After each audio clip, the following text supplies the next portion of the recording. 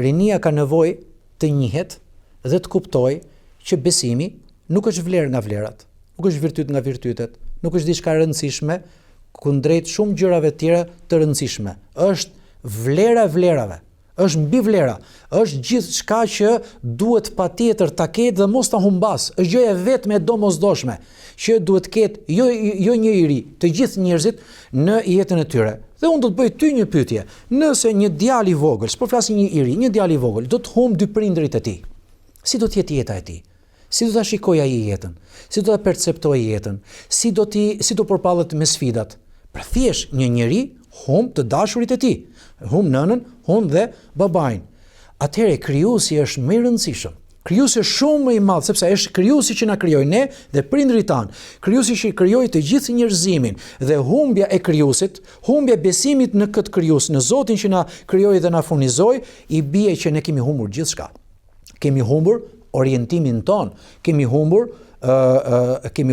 jetën tonë të vërtet, kemi humbur anën shpirtërore, kemi humbur besimin dhe nëpërmjet humbjes së besimit kemi humbur gjithçka, kemi humbur busullën, kemi humbur ahiretin ton, kemi humbur xhenetin ton, kemi humbur jetën e përtejme, pra rrezikojmë të kemi një jetë të përtejme duke u dënuar në formë të vazhdueshme, ndërkohë që kemi rastin më të mirë se jemi gjallë në jetën e kësaj bote dhe të besojmë dhe të veprojmë në ato formë sa të meritojmë xhenetin e përhershëm. Dhe rinia sot e ka të nevojshme më shumë se kur të kuptoj që me gjallërinë që ka, me dinamizmin me cilën kjo rini karakterizohet, atëherë të mundohet që të kuptoj kjo jetë është e përkohshme.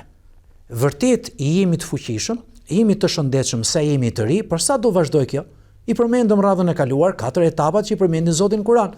Fëmijërinë, rinin, burrërinë, pleqërinë, nëse do të kishim një jetë të gjatë, një jetë mesatare, domethënë, sa jetojnë njerëzit sot. Të gjithë ne kemi të nevojshëm dhe ju të rinjt e keni shumë të nevojshme që të kuptoni këtë pjesë. Kjo jetë do të mbarojë shumë shpejt, edhe pse kështu në pamje të parë na duket e gjatë. E kur të mbarojë kjo jetë, çfarë vjen pas kësaj? Vjen ajo që Zoti ka përgatitur për ne, shpërblimet ose dënimet.